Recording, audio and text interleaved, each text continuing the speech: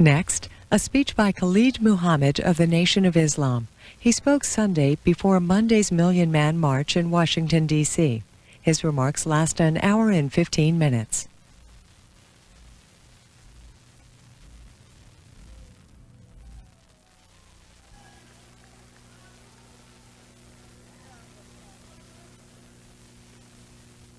In the name of Allah, the Beneficent, the Most Merciful, who came in the person of Master Farad Muhammad, to whom praise is due forever.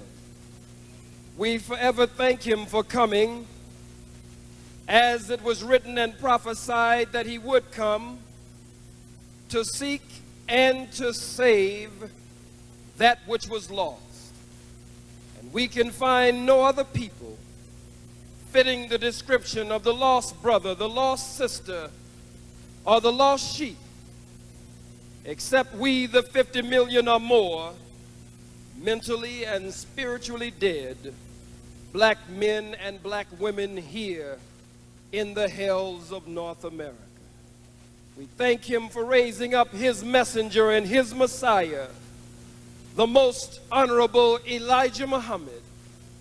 But if I live to be 1,000, I will forever and eternally be grateful to the man who opened my eyes, the man who woke me up, the man who taught me what time it is and put me in tune with the divine rhythm of the liberation and salvation of the black nation.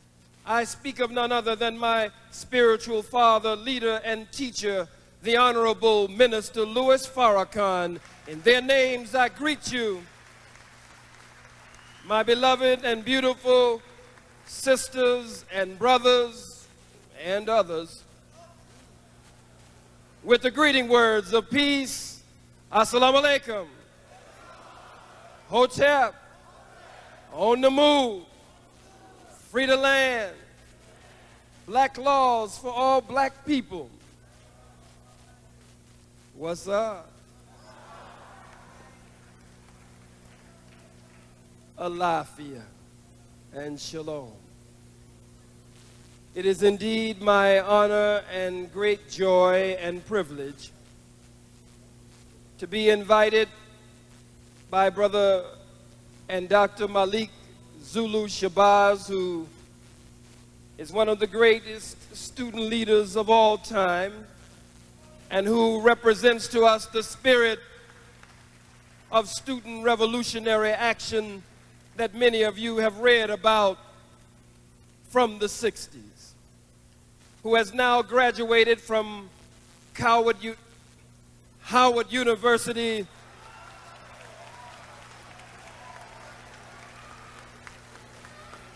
I almost said Coward University, but since I just almost said it, there's no need for me to say it.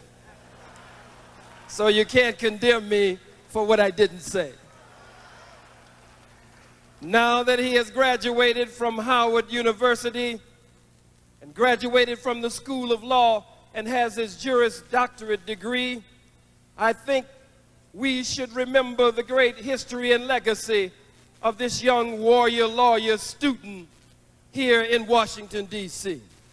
For whenever anyone is in trouble here in Washington, D.C., you could expect to see young Malik Zulu Shabazz rallying the youth and rallying the troops for them. You could see him at the side of the Honorable Minister Louis Farrakhan.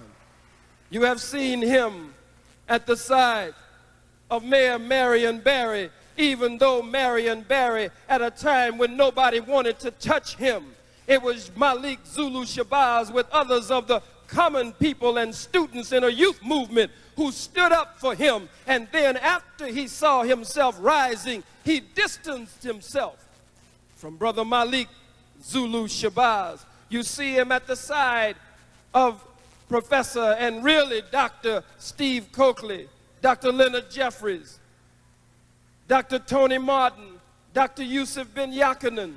You find him on the front lines. And so we are most honored You see him with Brother Malik Farrakhan in the grassroots and Don't Smoke the Brother. Ceasefire. You find him always on the front line, so I'm taking this time with all of you present to thank him for calling us together and having an African Black Holocaust and Nationhood Conference every year. Give him a strong black hand. Dr. Malik Zulu Shabazz, the warrior lawyer, in the spirit of Stokely Carmichael, Kwame Ture, in the spirit of H. Rap Brown, Imam Jamil El Amin, and the great revolutionary students, in the spirit of Imamu Amiri Baraka, in the spirit of Sonia Sanchez and others who came to us. I promise not to be too long, but I must be strong. I did not come to a Black African Holocaust Nationhood Conference to tiptoe through the tulips. I didn't come to pussyfoot. I didn't come to dilly-dally. I didn't come to beat around the bush. I didn't come with a dance and a song. I came to place the blame squarely where it belongs. I didn't come to pin the tail on the donkey. I came to pin the tail on the hunky. That's why I am here at this Black African Holocaust Conference convened by Dr. Malik Zulu Shabazz.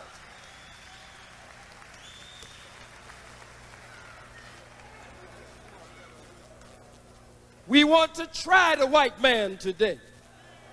We want to hold court on this devil today. Hold court on this cracker. And I'm here to tell you that there will be no rush to judgment. There will be no rush to judgment, and we will find this cracker guilty beyond any reasonable doubt, with moral certainty, with no recommendation for mercy. But in the meantime, with Brother Mumia's son right here on the podium with us, we want to keep this cracker on death row with no possibility for a stay of execution. And so I yield now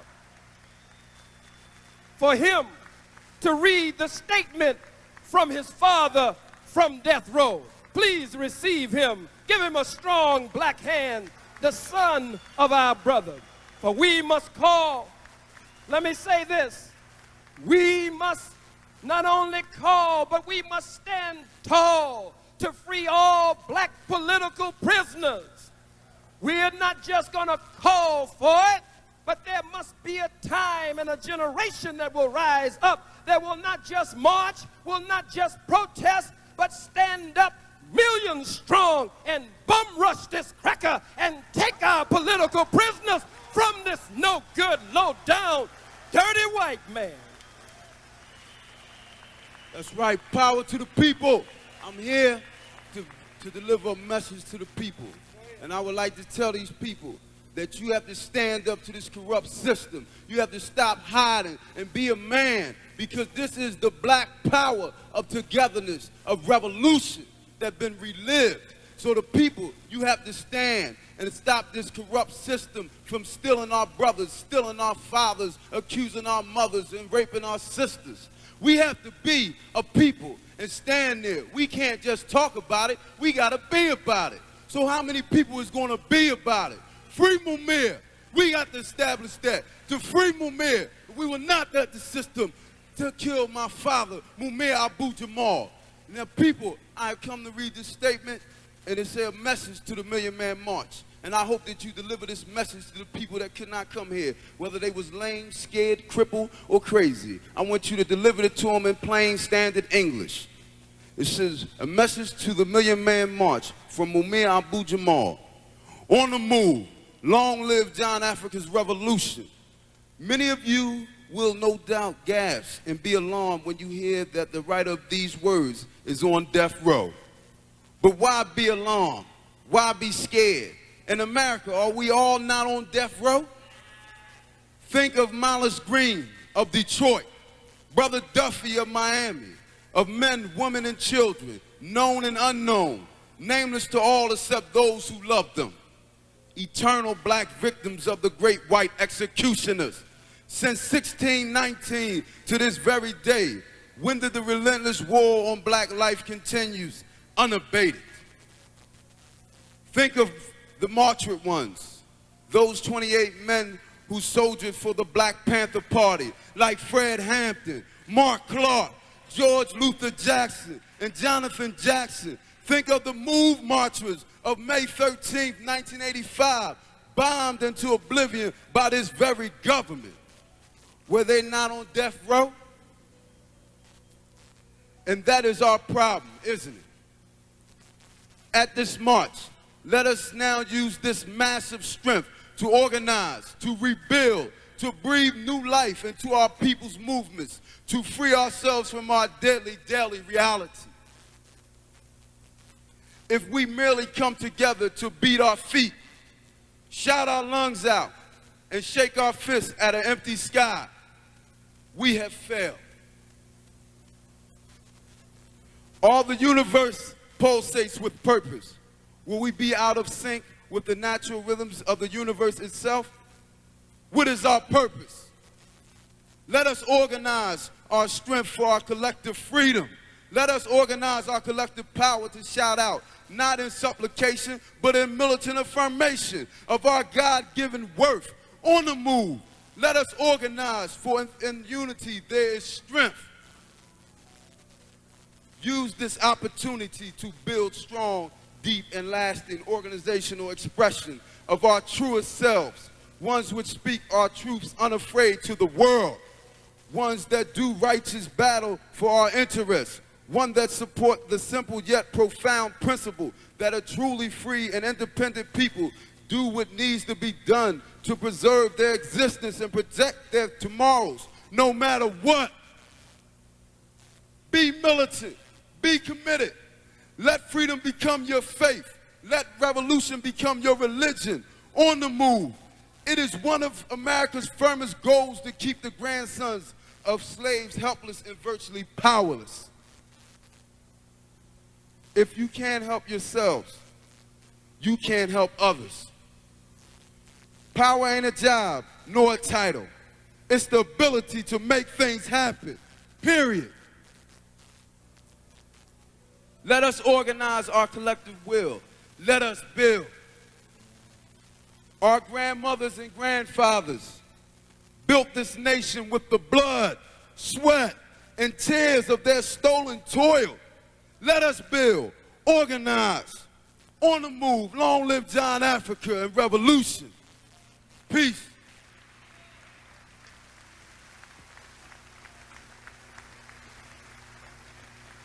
Give them a strong black hand, brothers and sisters.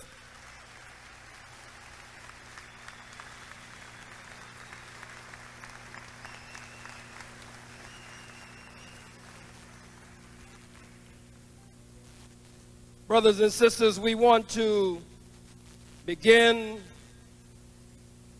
ladies and gentlemen of the jury. We want to begin with the trail of bloody evidence. The trail of bloody evidence that leads from Africa all the way to the door of the Pope in the Vatican, all the way up to the signs, the telltale signs on the back gate and the front gate of 1600 Pennsylvania Avenue. We want to deal with the trail of bloody evidence and the overwhelming and compelling DNA evidence. This time it's no white Bronco chase. We're dealing with the slave ships, the good ship Jesus of Lubeck. No white Bronco chase, but the slave ships of the Grace of Mary, the Holy Mother, and other names that they gave them, the grace of God, names that the white man gave to his slave ships. We want to deal with the abuse and misuse of not only the black woman and the rape of our great-great-grandmother. I don't know which great it was. Hell, all of them were great. But also the abuse and the misuse of the white man's woman, because he has abused her ever since we have been able to trace the history from the cave to the condo. She had to fight him even to vote with the women's suffrage. She still works in the same positions today and does not receive equal pay. He uses her in all kinds of compromising sex commercial positions just to sell his cheap and no good merchandise. So the domestic abuse, the spousal abuse, the sexism, the racism, the Zionism, the imperialism, all of the signs and clues, all of the evidence is there before us. His history books, his textbooks, his schools, his colleges and universities have become a cesspool of contamination. A cesspool of contamination, and his history is exactly that, his story. It has been contaminated, compromised, and thereby corrupted. And having been contaminated, compromised, and thereby corrupted, we find that the defendant, the white man, AKA the cracker, the peckerwood, the devil, the beast, Satan, Lucifer, Beelzebub. The guy goes by many names.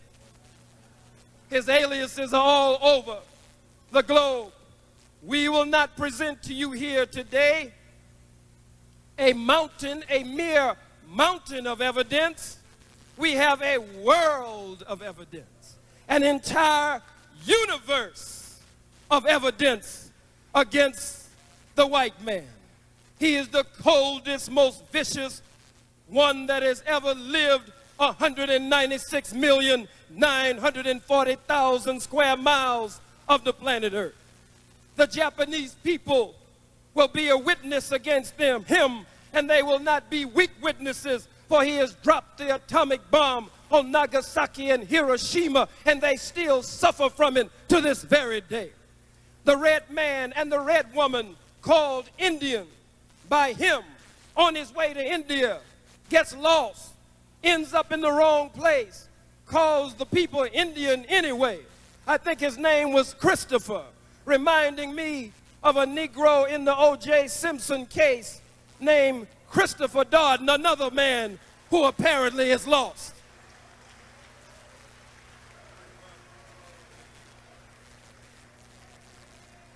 Give me a few moments. We've got to build the case. My little son, Farrakhan, standing with me. My son, Kalfani, standing with me. Give them a strong black hand.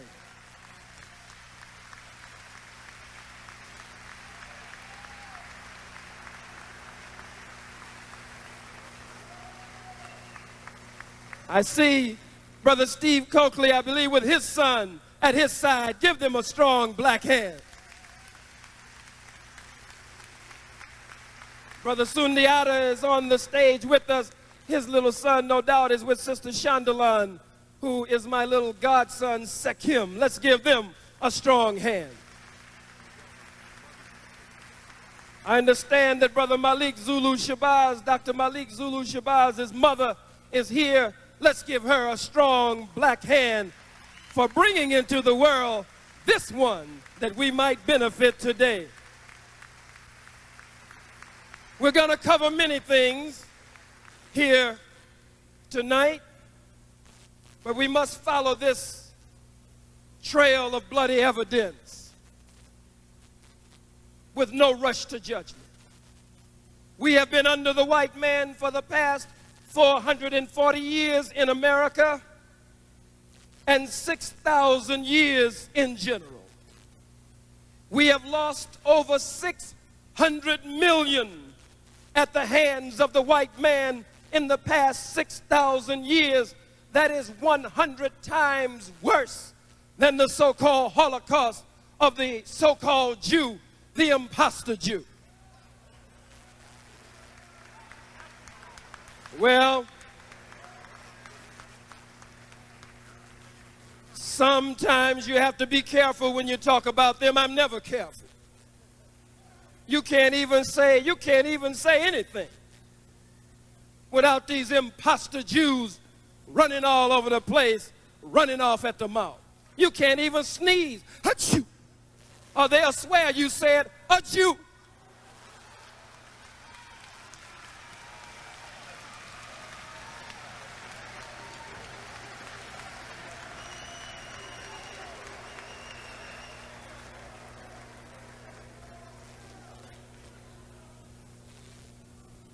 The Most Honorable Elijah Muhammad teaches us that separation is the only solution.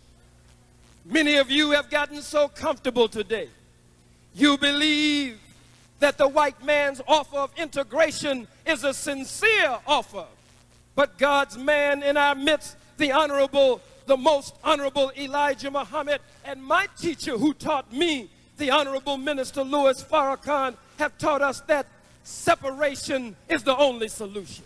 There is no future for you in white America, black man, and there is no future for you in white America, black woman.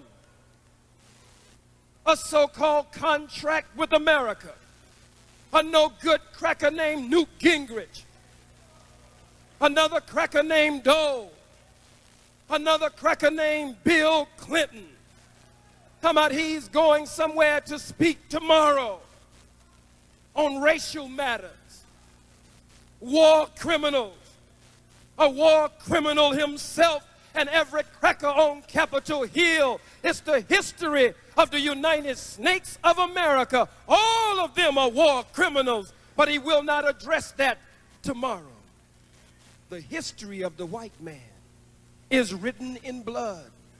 His hands are dripping with the blood.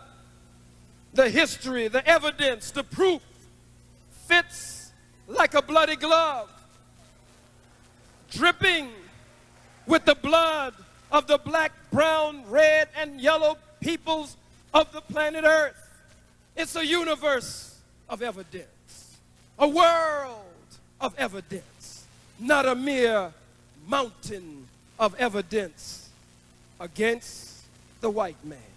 Look at you, black man. Look at you, black woman. Here we are on the eve of October the 16th.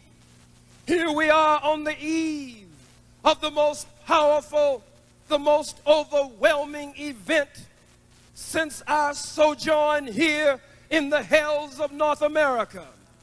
1 million black men converging on the capital of the United Snakes of America on a day of atonement. Not a holiday, not a protest day. That's too lightweight. But we have come together on a high holy day, a high holy day of atonement. Not atonement to the white man, but atonement to our God, the God of our forefathers, the God of our foremothers, the God of our ancestors. For we have broken the laws, the commandments, and the statutes of our God since we have been here in the hells of North America. We must make atonement to each other. For as Ezekiel says, we are the dry bones in the valley. Dry of knowledge, dry of wisdom, dry of understanding. Why are we called dry bones in the Bible? God is not interested in some bones, but the Most Honorable Elijah Muhammad and the Honorable Minister Louis Farrakhan teach us that we are called dry bones in the valley because America is the very valley of the shadow of death for the black man and black woman. And we, like bones, have been disunited. We, like bones, have been scattered and separated, dry of knowledge, dry of wisdom, dry of understanding, in a valley, again called the valley of the shadow of death. And so tomorrow we are called to atonement to each other. Nobody more divided than the black man and black woman here in the hells of North America. Look at us. You ask us our name. We give you a white man's name. We give you a white woman's name.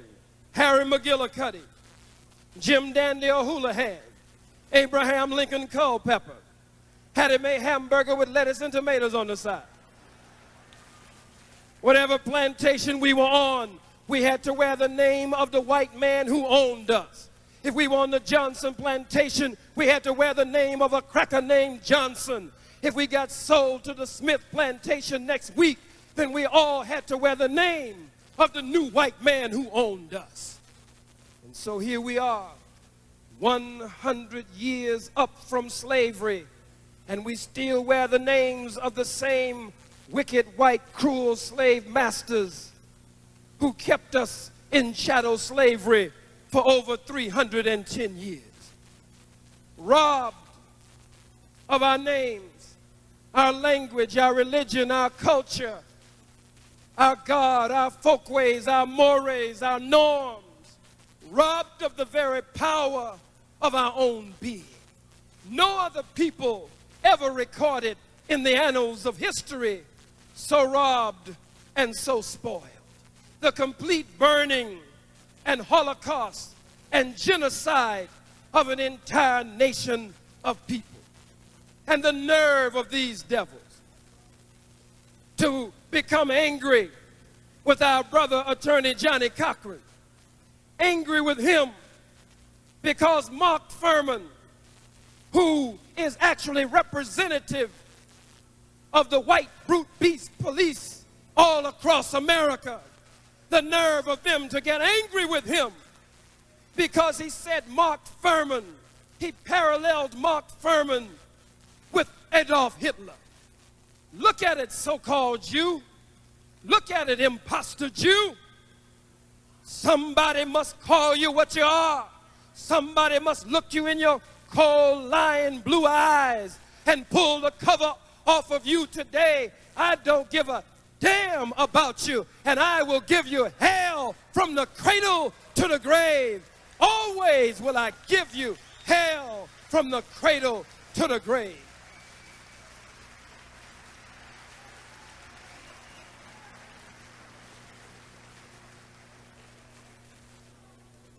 Attacking brother Johnny Cochran. Johnny Cochran is using and playing the race card. Why would he mention Adolf Hitler? Mark Furman said the only good nigger is a dead nigger. He went on to say how he would like to bomb or burn all niggers. Is that not what Holocaust means? Have you so quickly forgotten Osage Avenue in Philadelphia, Pennsylvania, and John Africa and the Move family, where they murdered men, women, children, and babies and dropped the bomb on an entire black community?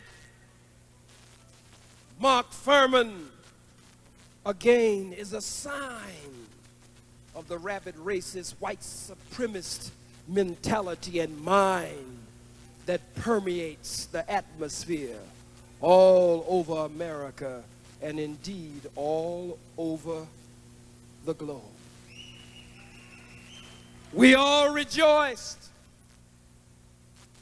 when O.J. was acquitted, but tomorrow, October 16th, when 1 million black men will convene under the leadership of the Honorable Minister Louis Farrakhan here in Washington, D.C., we ask you, Brother O.J., Brother Orenthal James, will you be here? Because it was black women, black mothers who let him go home.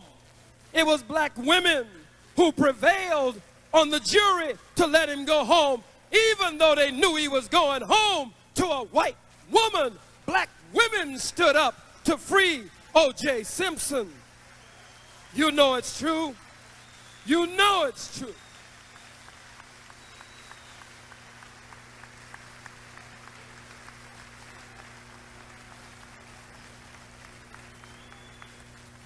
I do not believe that O.J. Simpson is guilty of the murder of Nicole Brown. I don't care, but I don't know. All of the black people who've been murdered at the hands of white folks, I don't know if he's guilty of anything else that they're talking about. I certainly don't believe that he's guilty of the murder of Ron Goldman. I don't believe he's guilty. But one thing I do know that he's guilty of being a traitor to the black woman, a traitor to the black family, and a traitor to the black nation. That he is guilty of.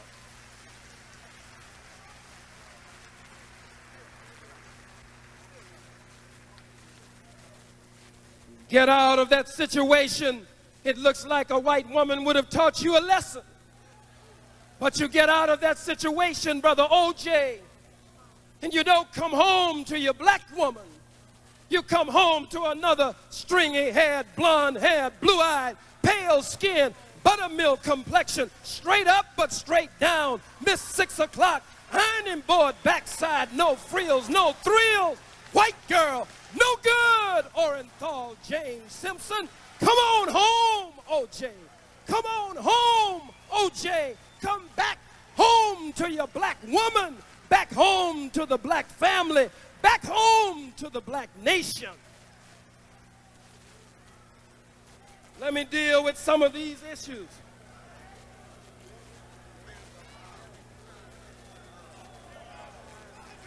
Some of you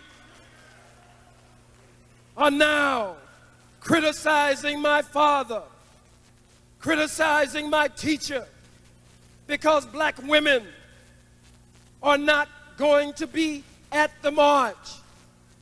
Only a few who are key representatives in the liberation struggle, but others who are key representatives and other black women who have well been represented from every stage of the organizing of the march will not be present.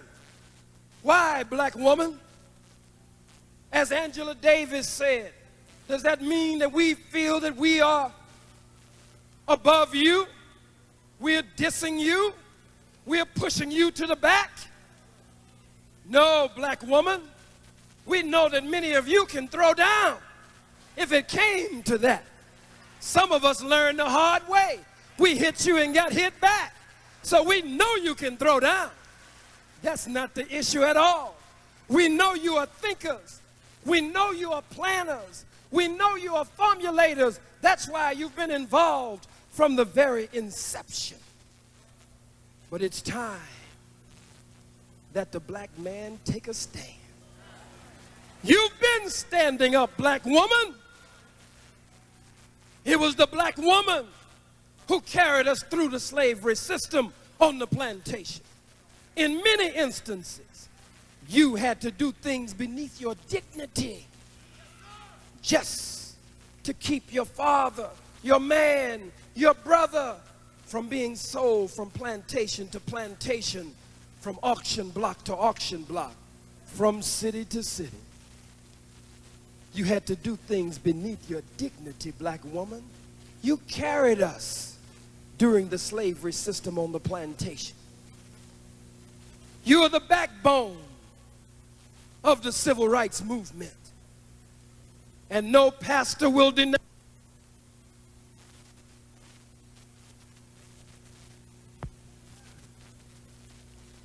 No pastor will deny that the black woman is absolutely the backbone of the church.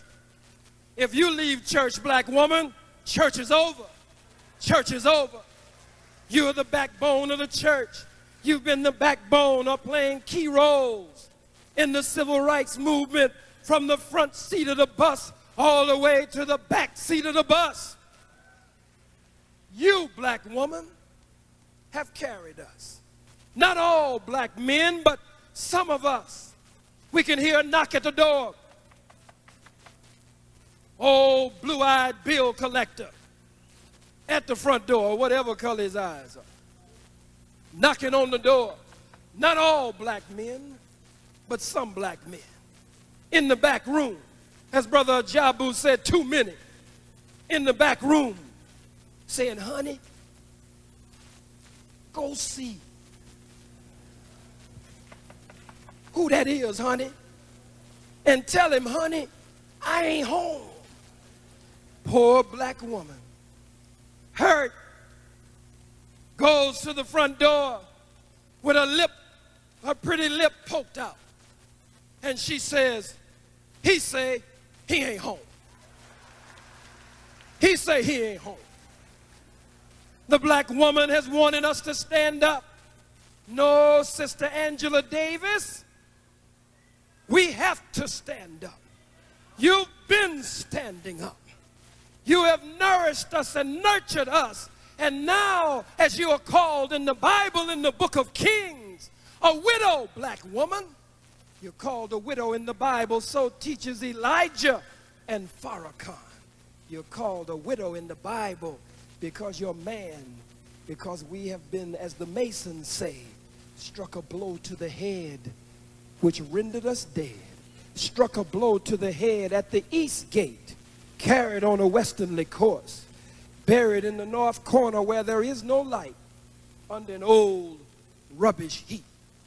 But it's a shallow grave, and someone must come with the lion's paw or the eagle's claw or the master grip that won't slip and raise this black man from a dead level to a living perpendicular and stand him upright on the square. And we give thanks to Almighty God.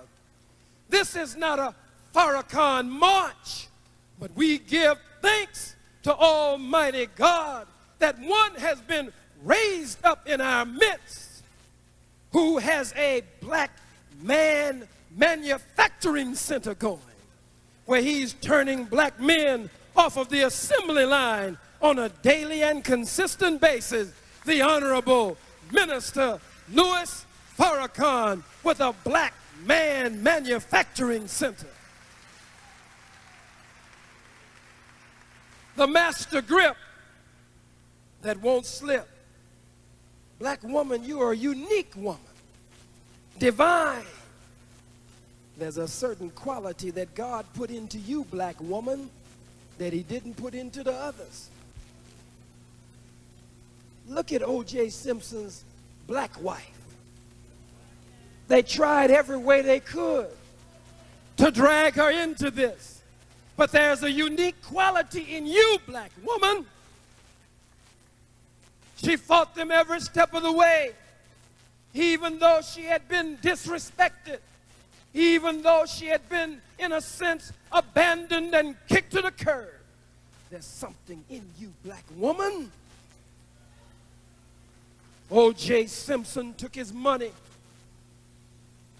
found some glorified whore from the Mezzaluna, or whatever the hell cafe, and put his money in her, spent his money on her no good, ugly mama, and her no good, ugly daddy, and her no good, ugly, whorish sisters, who have all come out against him to this very day after he abandoned the black woman.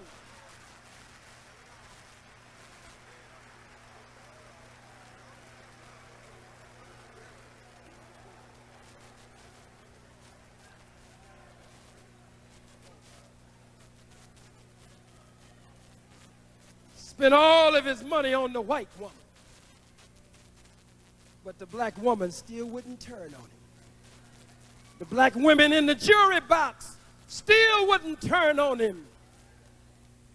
We need your backing, black woman. We need your support. When we go tomorrow, we want to come back to you, new men.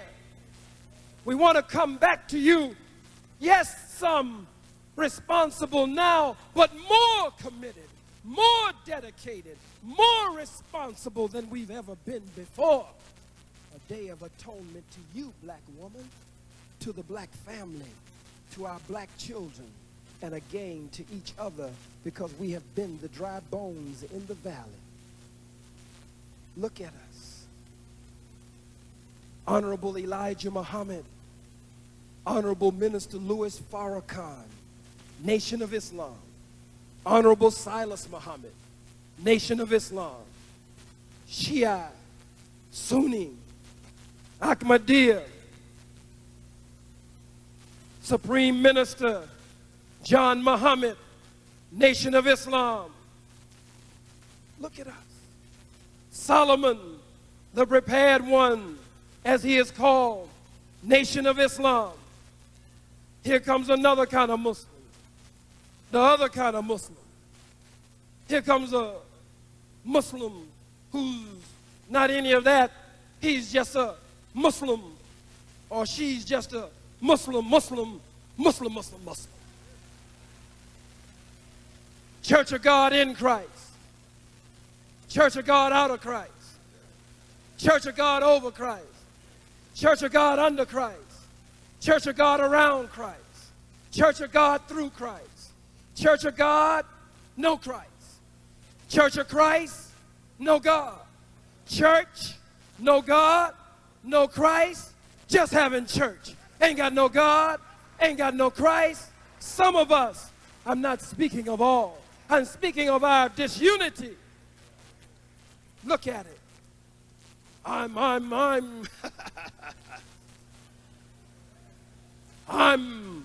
with the Republican Party. And I'm with the Democratic Party. Fool, you're not even invited to the party. And it really ain't even that kind of party. I'm a white-collar worker. I'm a blue-collar worker. And here come a fool with no shirt on. I'm a Mason. I'm an elk. I'm a moose. I'm an Eastern Star. I'm a Shriner. All of these have good. All of these have positive. I'm Omega. I'm Sigma. I'm Kappa. I'm Alpha. I'm Delta. I'm Sigma Gamma Rho. I'm Z Phi B, honey, see me. AKA, as long as we live by the cardinal principles of the founding mothers and fathers, there is good in all. I'm just saying that we must pull the black family, pull the black nation together, and we must not let it degenerate into tribalism. That's all I'm saying. Pull the family together. Draw from the good of the Christian church, of the Muslim nation, the Muslim mosque, from the black Hebrew synagogue, from the cathedral, the black Catholic. Pull it all together. Because the whipping winds are blowing in America. We mentioned earlier the so-called contract on America. These are some of the whipping winds to blow on the dry bones. Cutting off the welfare. Cutting back the food stamps. Cutting off that constipating government cheese that they used to give out so freely. Procurement, entitlement, affirmative action, which was always just a Band-Aid. That's not real, and it's not a positive and the most positive step toward freedom and independence. We need reparations. We need some of this land, some of this good earth that we can call our own. And we are not just talking about some money from white folks, some paper with some dead Peckerwood president's pictures on the money. Our great-great-grandparents would turn over in their graves if they knew all we wanted was some money. And I don't believe that's where we are. We must have the money, yes, but we must also have land, because land is the basis of independence, and we must have full reparations.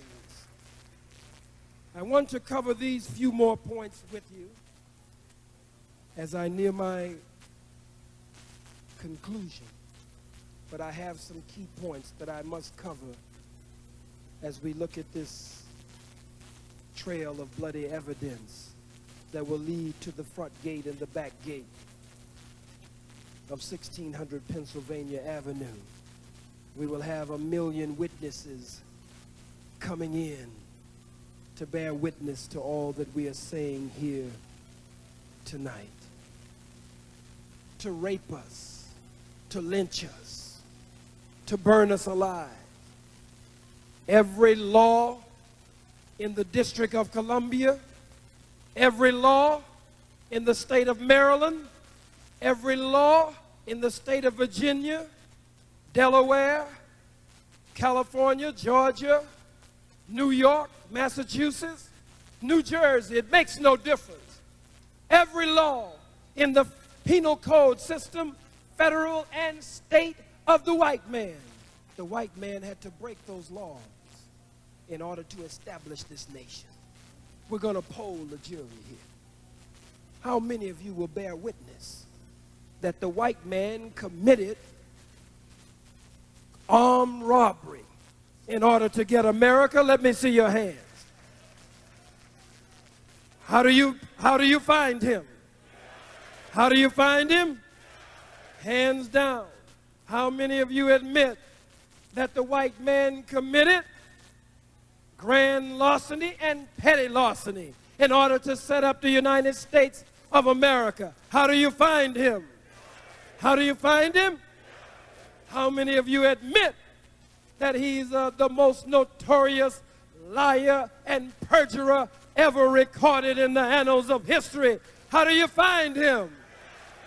How many of you admit that he committed kidnapping?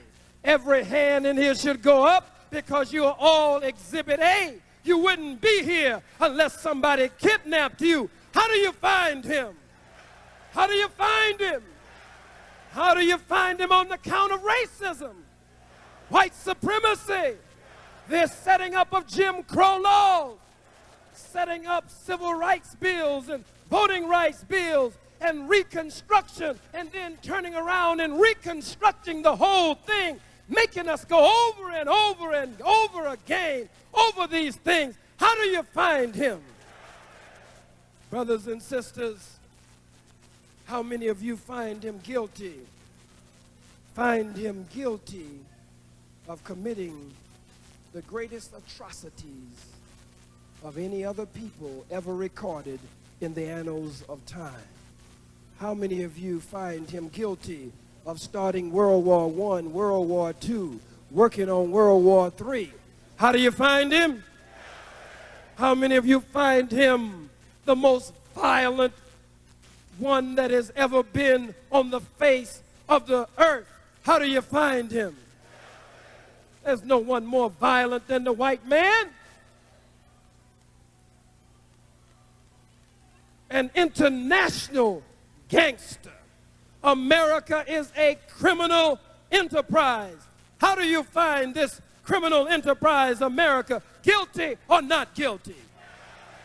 It's a criminal enterprise. It's guilt. We find them guilty with no recommendation for mercy. The most honorable Elijah Muhammad, in his book, Message to the Black Man, and in the Muhammad Speaks newspaper and the Final Call newspaper, under What the Muslims Believe, he says that we believe that the offer of integration is hypocritical and is made by those who are trying to deceive the black peoples into believing that their 400-year-old open enemies are all of a sudden their friends. He says further, we believe that this is the time in history for the separation of the so-called Negroes and the so-called white Americans. We believe that the black man should be freed in name as well as in fact. By this we mean that he should be freed from the names imposed upon him by his former slave masters. separation, freedom and independence, a nation of our own. The call is for a spiritual, cultural, black power, a spiritual, cultural, black liberation movement that moves toward black nationalism. I have never voted in my life. Who would I vote for? Who are the candidates? Satan, the devil, Lucifer, and Beelzebub. And either one of these crackers you vote for, you are still going to end up catching hell. It makes no difference. Brother Colin Powell has written his book, My American Journey. I don't know about Brother Colin Powell's American journey, but our American journey has not been a dream. It's been a nightmare. I don't know about voting for a man who will wear 4 stars for the white man. I don't know about voting for a man who will go into Panama, who will go anywhere the white man sends him, and he will kill black men, women, children, and babies because he has been sworn to uphold America and to defend America from all enemies, foreign and domestic. And whoever the white man determines is an enemy of his, he will send his watchdogs, his attack dogs, to attack. I don't know about voting for Colin Powell. I can't vote for Jesse Jackson. But both Colin Powell and Jesse Jackson, we believe that since this is October 15th, at 12:01 tonight, we are declaring this as our high holy day of atonement. So as of 12:01 tonight, we're calling on them to become more committed to our people. So they all deserve a chance. Reverend Ben Chavis deserves a chance. All of them deserve a chance. Dr. Cornel West, Dr. Henry Louis Gates, they have been reported to be on the point for the Jews. But as of 12:01 tonight, all of them deserve a chance. They are our family. They are our brothers. And any sisters who need to come home, they too deserve a chance. But from this point on, we will be watching every one of them as we move toward freedom and independence. We all need to atone. I need to atone. But I don't need to atone for standing up for the freedom and independence of our people. I don't have to atone for attacking the Pope of Rome, who was just here a few days ago. You didn't think I was going to miss this opportunity to speak the truth on the Pope of Rome? I was taught under the teachings of the most honorable Elijah Muhammad that the Pope of Rome is the Antichrist, is the dragon of the book of Revelation. It makes me sick to my stomach to see black people in Africa run over each other, trample each other, literally murder each other just to kiss this cracker's ring. Who in the hell is the Pope of Rome but an imposter? He's an idol. He is a false icon that must be torn down, and he must be exposed today. I cannot leave him alone.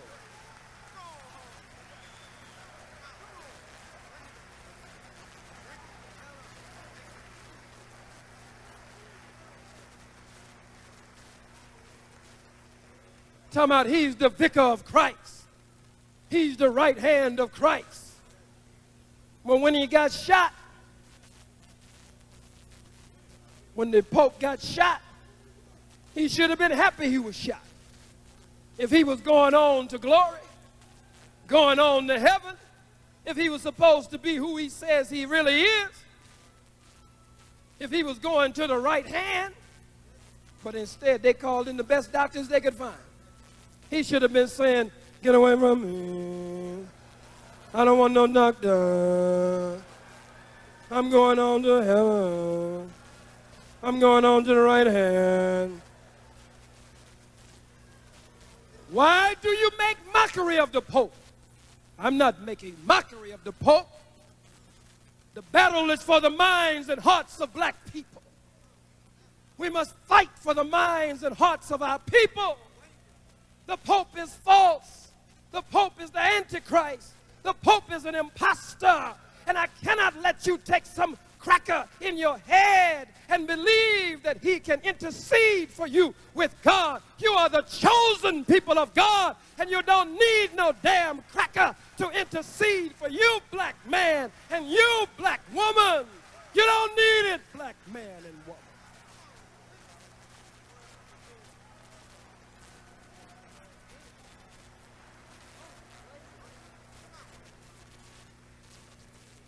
Look at this imposter. Brother Sundiata is up here. I know that Professor or Doctor, that's what he is, Ashra Kwesi is here. Give him a black hand. The Pope,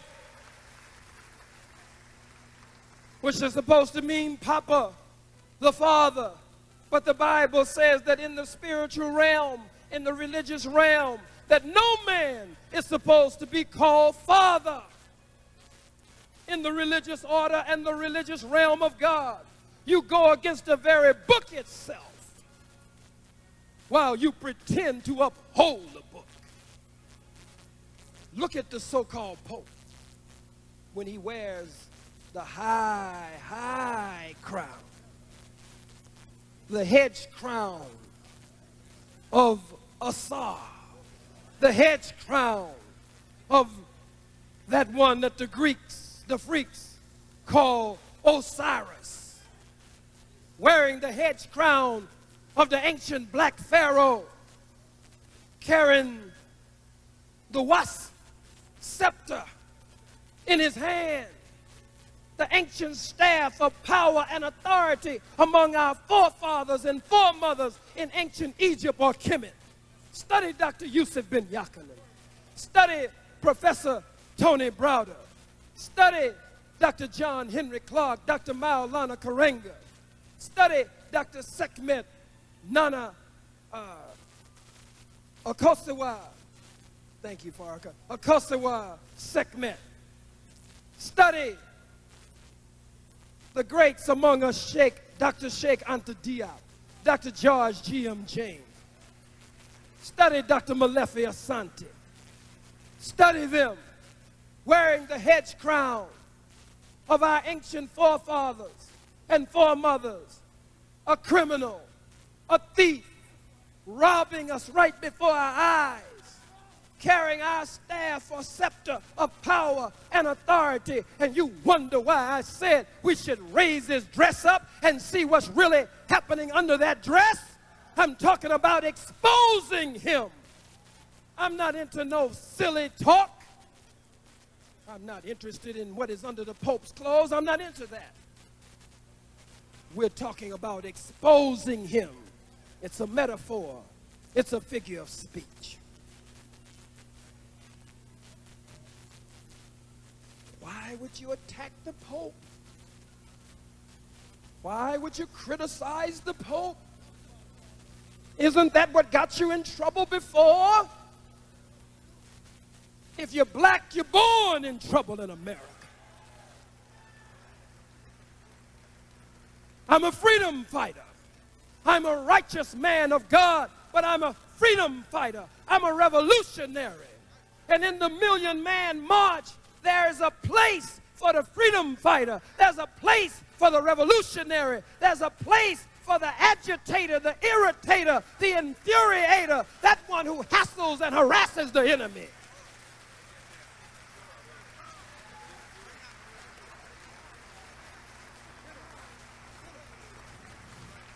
I don't care if I'm the 1,000,000th black man. If I'm the last one, there must be a place for the agitator. That one who agitates. I don't care how good your washing machine is. I don't care what color it is. I don't care how much you paid for it. It's not the rent cycle. It's not the spin cycle. But what whips and beats and turns them clothes every way but loose and beats the dirt and the grime and the filth out of those clothes is what's called the agitator in the washing machine. It's the duty of the revolutionary. It's the duty of the freedom fighter to hassle the enemy, to harass the enemy, to infuriate the enemy and irritate and agitate the enemy, to make the enemy make mistakes that they ordinarily would not make, to miscalculate, to be uncompromising, drive the enemy to the negotiating table with our divine diplomats and our divine negotiators. We must drive him to the table.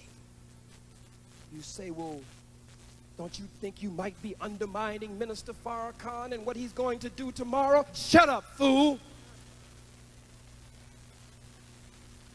I don't have to be the quarterback.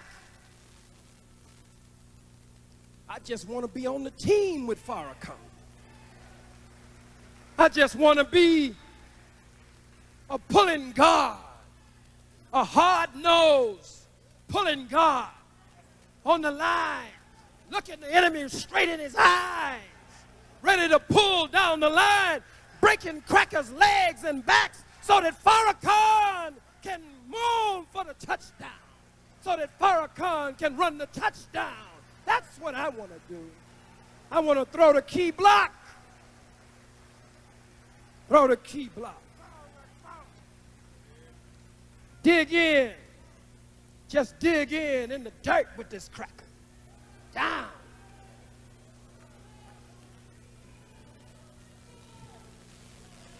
Breaking crackers' legs and breaking crackers' necks, breaking crackers' backs, so Farrakhan can make it to the goal line and run the touchdown.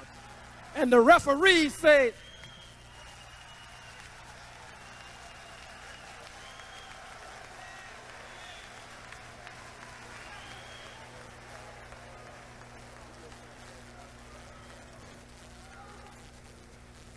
why don't you tone down, Khalid? Attorney Alton Maddox, the warrior lawyer, Dr. John Henry Clark, the Reverend Dr. Ishaka Musa Barashango. They touch me with what they say. I can't tone down. I tried to tone down. God didn't make me to tone down. I can't tone down. I can't bow down. I can't sit down. I can't give up. I can't shut up. God damn it, I must stand up and deal with this cracker. Must deal with this cracker.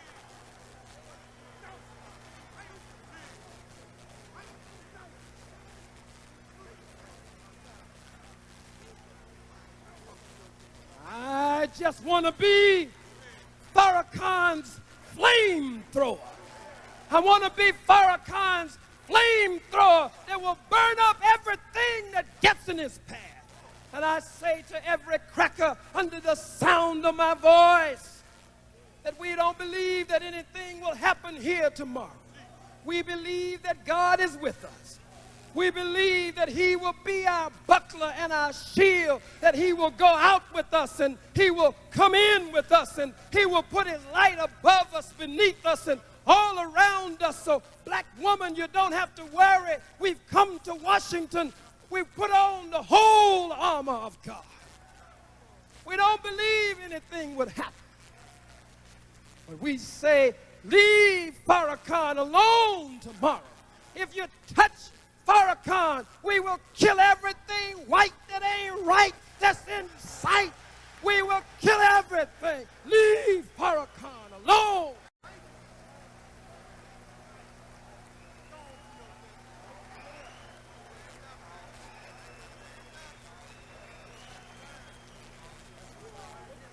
I used to worry about what different people thought about me. But I don't worry no more. As Reverend Ishaka Musa Barashango quoting from Jeremiah, I got fire in my bones. I have to fight. I have to fight. I used to worry about it. Can't worry about it.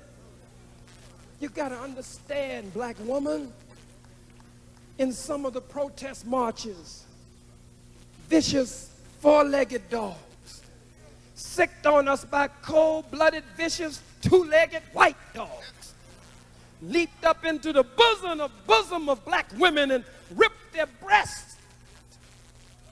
I remember my son Khalid was not there that day, but my son Farrakhan was 9 years old that day. I remember at the University of Riverside, University of California in Riverside. Brother Steve Washington was with me. Brother out in the audience, he was there. Brother Larry up here, he was there. Brother Wazir up here, he was there. Brother Stanley 2X, this man right here. Brother Larry, Brother Steve got me safely to the car. Brother Larry was in his beautiful Lexus and blood was everywhere. This man right here, Brother Stanley 2X, looking like a blitzing linebacker. When the gunfire started, when there was the staccato of gunfire in the atmosphere, he never hesitated. He looked like Superman flying through the air with bullets flying everywhere. He was the one that took the gun from James Edward Best and fought him on the ground to take the gun from him. A true soldier. Brother Larry, Brother Stanley, Brother Steve, and the brothers from the Crips and the Bloods that day who had taken off their red and their blue and put on their black that day and took bullets that day. But I remember when I heard the gunshots ring out in the atmosphere, I didn't think about myself. My first thought was my 9-year-old little Farrakhan Khalid Muhammad. And I looked for him. I saw them snatch him and cover him, and the gunfire was ringing out in the atmosphere. Oh, black woman. That day, tomorrow, we can't have our women, our wives, our queens. We can't have you there tomorrow. We don't want our babies there nursing. We don't want our baby buggies and carriages all around. We don't want our toddlers at our feet. Come on, Sister Angela Davis. You're a warrior sister. We love you. You know war. You know revolution. You know this beast. We can't have our babies at our feet. We can't have our babies nursing. We don't believe anything will happen. But if something should happen, we don't want to have to reach for our baby or our wives. We want to be able to stand up 1 million strong black men and drive this cracker in the earth. All praise is due to Allah. All praise is due to Allah.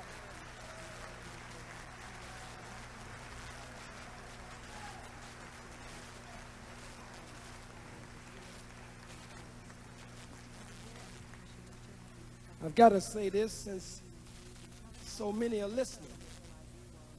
And now they tell me that C-SPAN is right now playing this live all across the country. You're live right now. All the way live, you know what I'm saying? Straight up, all the way live. All across the country. We're in the house.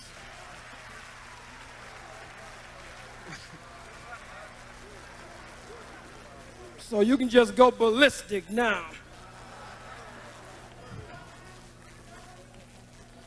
I have to say, because many of you have not heard from me, when we talk about the Holocaust and the enslavement, genocide, the murder, the robbery, the rape, the loss of over 600 million lives, when we talk about the Middle Passage, when we talk about the murder of our people on the continent in the Caribbean, when we talk about all over the globe, and are now being the most robbed and spoiled people ever recorded in history, and still being murdered today, and the destruction of our youth, and the flooding of our communities with dope, liquor stores everywhere.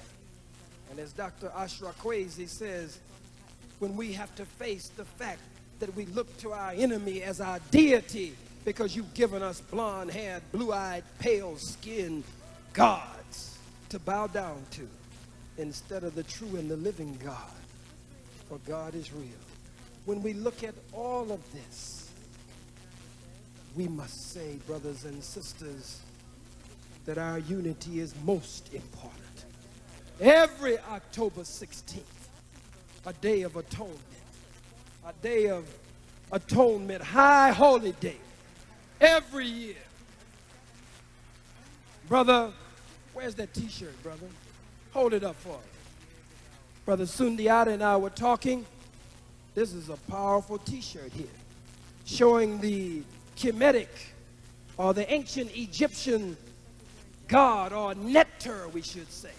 The Neter Hey, which represents 1 million. The Neter Hey, representing 1 million, with the palm branch of eternity on his head. Coming up, here we find that they're coming up out of Nun, the primordial waters of chaos. What is that a sign of? It's a sign that October 16th, the Million Man March, the Day of Atonement, that we are coming up out of the waters of chaos and confusion, slavery, suffering, and death in white America. And here we have what they call the Washington Monument, which represents the male reproductive organ, the male regenerative organ of Asa or Osiris. We know that George Washington never had an erection like this. We know better than this. Why did you say it? Because we must tear down this kind of symbolism in our minds and in our hearts. The symbol of resurrection is the Washington Monument. Can I take a few more minutes and just touch on it and show you how it ties in with the Honorable Minister Louis Farrakhan, with the black pastors, black clergy, black men of the cloth, and black women, millions of them backing us up, planning, formulating every ideology, every philosophy, every organization, every doctrine. Can I take just a moment? When we study the Medu Neter, when we study ancient Egypt or ancient Kemet, first of all, the first 3 letters of atone are what? A-T-O-N, Aten. Then we go to Akhenaten, who turned up the flame of monotheism, the belief in the one God. He didn't start it, he didn't author it, he turned up the flame. But now another one comes to turn up the flame.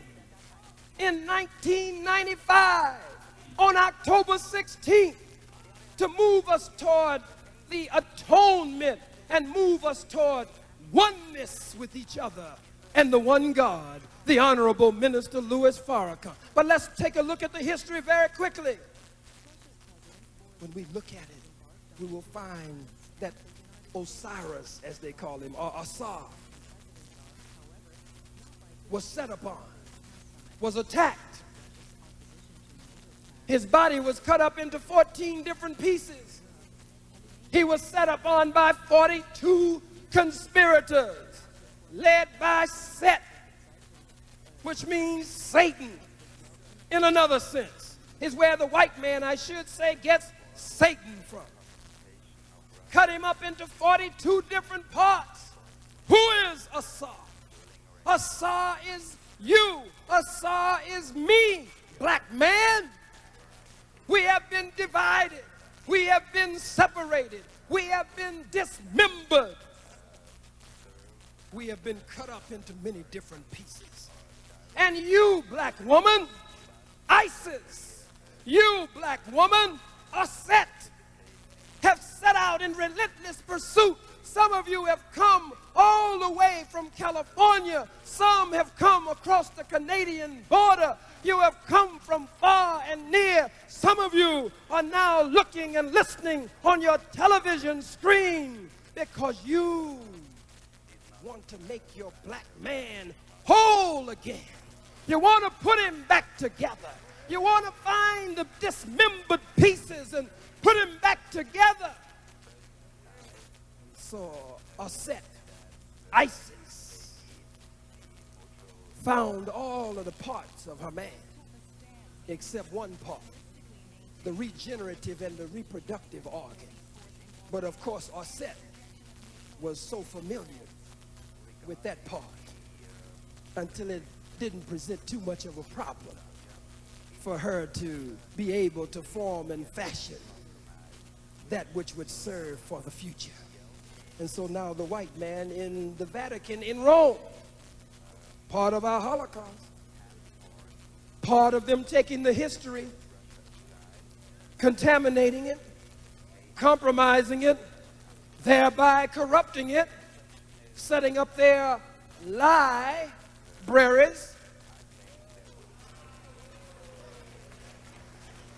in France, in Concord Circle, and now here in Washington, D.C.,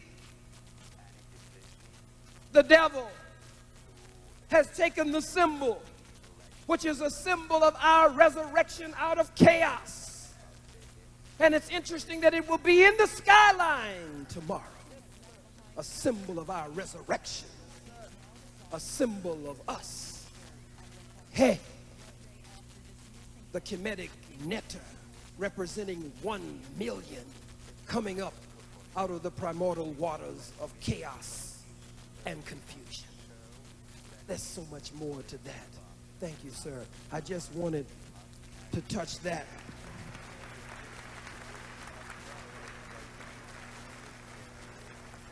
Black woman, we have asked, and black men, that tomorrow be a day of prayer also. That tomorrow, for those across the country who will not be here, that it be a day of fasting and prayer. To our brothers and sisters who are locked down in the jails and in the prisons of the white man, it is a day where we too are in unity with you. We must fight for Brother Mumia. We must fight for Brother Matula. We must fight for Brother Ruchell McGee. We must fight for Brother Geronimo Pratt. We must fight for Frankie Moore, Zulu, Kofi. We must fight for the countless political prisoners who are locked up falsely by this white man. No white man is qualified, nor white woman, to judge the black man and woman. Your criminal justice system is just that, a criminal justice system. It was set up by criminals, and it is run by criminals today. Judge Ito is a criminal, but he's really a victim. He's an exotic Japanese Tom. I've never seen a Japanese Uncle Tom before. This is an exotic Tom, married to a white woman. Now, we're used to every now and then a black Tom coming up. That's deja vu. But as Mooney or Stickney would say, when you get a Japanese Tom, that's vujade. That's something that ain't never happened before. I know nothing about it. He must have forgot about Nagasaki and Hiroshima and the murder of his people. But a Japanese exotic Tom judge married to a white woman, when the defendant was accused of killing a white woman, the police planted evidence. Furman admitted that he plants evidence. perjured himself on the stand, lied. You call it perjury. The cracker lied on the stand. And the other cracker, Van Atta, lied on the stand. All of them are nothing but liars. Look at it. Ito is married not only to a white woman, but married to one of the ranking officers in the on the Los Angeles PD. Now, how is he going to go home and face his white woman, who is also a policeman, and rule fairly and justly on behalf of Brother O.J.? God had to put it into the minds and hearts of those black women, that black man, the Chicano, and for them to be able to prevail over the two white women, I believe, that were on that jury. I do these things. I cover these things for that purpose, to tear down these false images and idols. I was about to say to you that when I made the speech at Keene College that caused the president, the vice president, the Senate to vote 97-0, second time in history behind my teacher, I'm in good company, condemned by those crackers, the Honorable Minister Louis Farrakhan, and for the first time in history, the full Congress, the House of Representatives, to pass House Resolution 343, condemning me. Governors, mayors, state assemblies, the ADL, the JDL, and a lot of other alphabet organizations. Catholic Church, all of them came out. I did not say as much as a word nor a sentence against, or as little as a word nor as much as a sentence against my teacher, the Honorable Minister Louis Farrakhan. I studied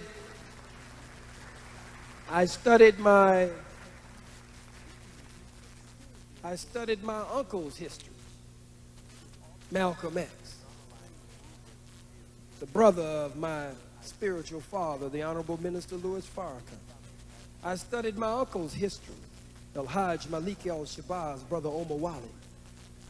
30 years ago at the very same time, he was going through the very same thing. And he had already taken this test and left the key to the test, left the answers to the test. And if I couldn't pass the test after he had left the key and left the answer, I wasn't supposed to pass the test. And so by God's grace, see Minister Jeremiah Farad Muhammad here from Dallas. I mentioned Minister Wazir earlier. Minister Jeremiah was speaking about standing the test of time. By God's grace, I was able to come through that. Shot down like a dog, but still to stand back up again. Strong in my resolution and commitment than I have ever been before, because now I am sure, more than ever before, that God is with me. He has proven that he is with me. I have gone to the door of death and looked death in the face, and God has brought me back safely and placed my feet on solid ground. So I just trust and lean on him and thank him for sparing my life that I could stand another day at the side of the Honorable Minister Louis Farrakhan. I close with a couple of more points. For those of you who are worried about work tomorrow, don't worry about work. If the white man's constitution is any kind of way worth the paper that it's written on, this is the time for us to test it one way or the other, Attorney Maddox. This is the time for us to test it. He claims freedom of religion. This is a religious day. This is a spiritual day. This is a high holy day. If the so-called Jews can have their Yom Kippur, Yom meaning the day of, and Kippur meaning forgiveness. If they can have their day of atonement and forgiveness, we don't have to beg the white man. We take this day and declare this day as our high holy day. Don't worry about your jobs. We'll fight them every day if we have to, and test his so-called Constitution and his Bill of Wrongs, Bill of Rights. Plus, you got sick days. Call in tonight. If you got the home number, or call the supervisor or the manager. Call in and tell them, tomorrow I will be sick. I feel the symptoms coming down already. I know that tomorrow, October 16th, I'm going to be sick, so I will not be in to work tomorrow. But if you're bold enough, after 400 years, if you're bold enough and strong enough, you'll just stand up and tell him, this is my high holy day, and I am not coming to work. I'm giving God this day. I'm not giving it to anyone else. I'm giving God October 16th. It's our high holy day. So brothers and sisters, for these past 2 days, we have been here at this Black African Holocaust Nationhood Conference. You had Dr. Jeffries, you've had Dr. Martin, you've had Professor Steve Coakley and others. Some of you have missed all of that, and we don't want to stay out late tonight. We want to get ready and be prepared for tomorrow. We have Brother Donald Brown up here. The Ku Klux Klan burned his home down in Boston, Massachusetts. Brother Donald right here. And we want to organize something up in that part of the country and begin to go to South Boston. South Boston. We know about South Boston. To help our brother out there in that area. So brothers and sisters, I say to you, as the scripture says, there's a lion asleep in Judah. Who will awaken him? Hold your positions. Hold your positions. There's a lion asleep in Judah. The scripture says, who will awaken him? He's a lion, but the lion is asleep. You cannot rule asleep, black man. A lion asleep in Judah. The Bible says that the people who have walked in darkness have seen a great light. Arise and shine, for thy light is come. Another scripture says, awake, arise, ye men of Zion, shake thyself from the dust. This is your hour, black man. This is your hour, black woman. We shall overcome, yes, we shall overcome, because we will be joint heirs with him, the scripture says, and we shall overcome. But not only shall we overcome, we shall overrun. You'd better listen to the Honorable Minister Louis Farrakhan. You'd better listen, white man, to every one of our religious leaders and various leaders tomorrow, because there's a generation coming up in America today that if you don't listen to our divine leaders who God has anointed and appointed for this hour, there's a generation that's coming up that when we return to Washington, D.C., it won't be 1 million of us, but there'll be millions of black men and women with their God and with their guns returning to Washington, D.C. one day by the power of Almighty God. Listen to Farrakhan.